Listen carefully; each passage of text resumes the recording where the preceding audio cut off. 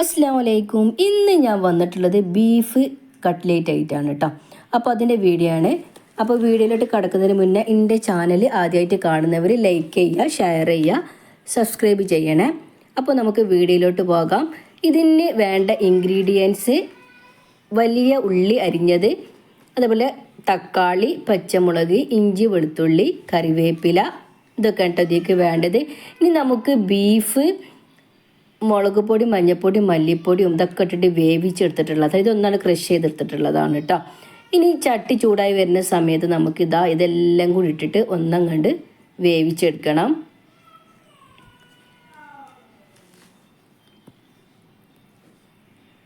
ഇനി ചട്ടി ചൂടായിട്ടുണ്ട്, വെളിച്ചെണ്ണ ഒഴിച്ചു കൊടുത്ത് ഞാനിതെല്ലാം കൂടി വേവിച്ചെടുക്കുകയാണ് ചെയ്യുന്നത് കേട്ടോ.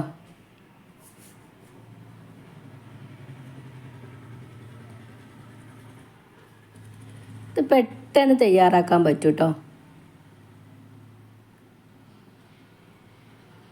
ബീഫിൻ്റെ ഒരു വേവ് മാത്രം മതി. ഇനി നമുക്കിതാ പാകത്തിന് ഉപ്പിട്ട് കൊടുക്കുക. ഈ ഉള്ളിക്കുള്ള ഉപ്പ് മാത്രം മതി, കാരണം നമ്മൾ ഓൾറെഡി ബീഫിൽ ഉപ്പിട്ടതാണ് കേട്ടോ. ഇനി നല്ല ഒന്നങ്ങണ്ട് മിക്സ് ചെയ്ത് കൊടുക്കുക.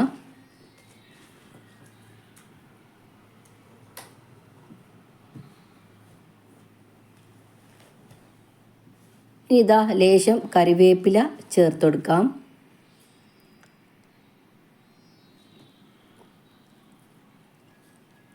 ഇനി ഇതൊരു ബ്രൗൺ കളറായി വരുന്ന സമയത്ത് നമുക്ക് മസാല പൊടികളൊക്കെ ചേർത്ത് കൊടുക്കണം കേട്ടോ.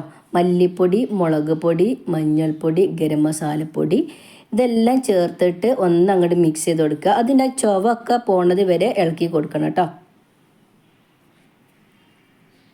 ഇനി നമുക്ക് ഇതിലേക്ക് ഉരുളൻകിഴങ്ങ് ഞാൻ പുഴുങ്ങിയിട്ട് ഉടച്ച് വെച്ചിട്ടുണ്ട്, അതൊന്ന് ചേർത്ത് കൊടുക്കാം. ഈ നല്ല ഒന്നങ്ങോട്ട് മിക്സ് ചെയ്ത് കൊടുക്കുക. ഞാൻ ഉരുളൻകിഴങ്ങ് പുഴുങ്ങണ സമയത്ത് ഉപ്പിട്ട് കൊടുത്തിട്ടുണ്ട് കേട്ടോ. ഈ നല്ല ഒന്നങ്ങോട്ട് മിക്സ് ചെയ്ത് കൊടുക്കുക.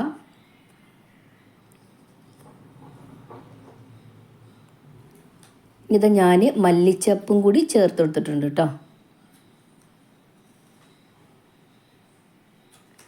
ഇനി ക്രഷ് ചെയ്ത് വെച്ചിട്ടുള്ള നമ്മുടെ ബീഫ് ഉണ്ടല്ലോ, അതും കൂടി ചേർത്ത് കൊടുക്കുക കേട്ടോ. അപ്പം അതിൽ ഉപ്പിട്ടതാണ്. അപ്പോൾ നമ്മൾ ആദ്യം തന്നെ ഉപ്പിടുന്ന സമയത്ത് നോക്കിയിട്ട് വേണം ഉപ്പിട്ട് കൊടുക്കാനായിട്ട്. ഇനി മസാലകളൊക്കെ ബീഫിലൊക്കെ പിടിക്കുന്ന രീതിയിൽ നല്ല ഒന്നങ്ങണ്ട് മിക്സ് ചെയ്ത് കൊടുക്കുക. ഒന്നാണ്ട് മൂടിയിട്ട് വേവിച്ചാണ് അതാണെങ്കിലും കുഴപ്പമില്ല കേട്ടോ. വേവിക്കുകയാണ് സുഖം. എന്നാൽ പിന്നെ മസാലകളൊക്കെ എല്ലാം എടുത്താവും. പിന്നെ വെള്ളം തീരെ പാടില്ല കേട്ടോ. വെള്ളം ഉണ്ടായി നമുക്ക് ശരിക്ക് കറക്റ്റായി കിട്ടൂല. വെള്ളമൊക്കെ നല്ല വറ്റണം. നമ്മുടെ മസാല ഇവിടെ റെഡി ആയിട്ടുണ്ട്, ഒട്ടും വെള്ളമില്ല. ഇനി നമുക്ക് മുളകൊന്നാണ്ട് മാറ്റി കൊടുക്കാം. ചെറിയ കുട്ടികളൊക്കെ ഉണ്ടായതുകൊണ്ട് അതൊക്കെ മാറ്റി കൊടുത്തിട്ടുണ്ട്. ഇനി നമുക്ക് റൗണ്ട് ഷേപ്പ് ആക്കിയിട്ട് നമ്മൾ കയ്യിൽ എണ്ണ എന്തെങ്കിലും തടവി കൊടുത്തതിന് ശേഷം ഒന്ന് റൗണ്ട് ഷേപ്പിലാക്കി എടുക്കുകയാണ് കേട്ടോ. ഉരുളൻകിഴങ്ങ് നല്ല പുഴുങ്ങണം കേട്ടോ. പുഴുങ്ങിയിട്ട് നല്ല ഉടച്ചെടുക്കണം, ഇല്ലെങ്കിൽ അത് ഇങ്ങനെ മുറിഞ്ഞ് വീഴും കേട്ടോ. അപ്പോൾ നല്ല ഉടക്കണേ.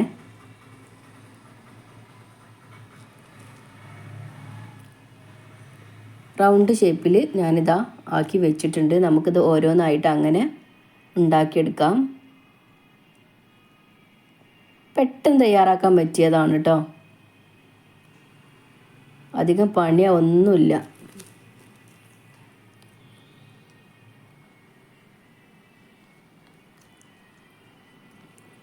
ഇനി നമുക്ക് ബാക്കിയുള്ളതും കൂടെ ഇതേപോലെ പരത്തിയിട്ട് ഇങ്ങോട്ട് എടുക്കാം.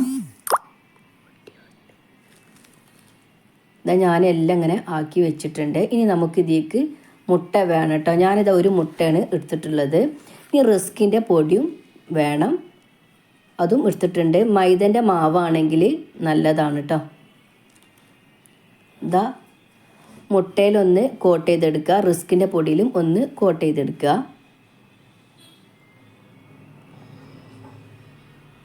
അങ്ങനെ എല്ലാതും നമുക്ക് ഇതേപോലെ കോട്ട് ചെയ്ത് വെക്കാം.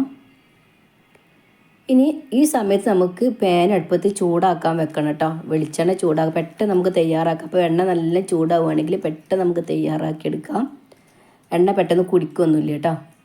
ഇതാ മുട്ട ചേർത്തത് കൊണ്ടാണ് ഇതിങ്ങനെ പത വരുന്നത്. അതേ സ്ഥാനത്ത് നമ്മൾ മൈദമാവിൽ ആണ് നമ്മൾ കോട്ട് ചെയ്ത് എടുക്കണമെന്നുണ്ടെങ്കിൽ ഇങ്ങനെ പത വരില്ല കേട്ടോ.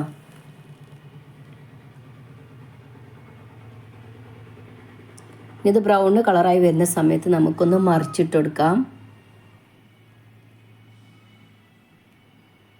വെള്ളം കൂടി പോയിട്ടുണ്ട് എന്നുണ്ടെങ്കിൽ നമുക്ക് ഇതേപോലെ പെർഫെക്റ്റായി കിട്ടൂല, അത് മുറിഞ്ഞ് വീഴും. ഇതാ നമ്മുടെ കട്ട്ലേറ്റ് റെഡി ആയിട്ടുണ്ട്. ബീഫ് കട്ട്ലേറ്റ് ഇവിടെ റെഡി ആയിട്ടുണ്ട്. എല്ലാവരും ഒന്ന് ട്രൈ ചെയ്ത് നോക്കണം. ചാനൽ ഇഷ്ടപ്പെട്ടാൽ, വീഡിയോ ഇഷ്ടപ്പെട്ടിട്ടുണ്ട് എന്നുണ്ടെങ്കിൽ ഒന്ന് ലൈക്ക് ചെയ്യുക, ഷെയർ ചെയ്യുക, സബ്സ്ക്രൈബ് ചെയ്യണേ.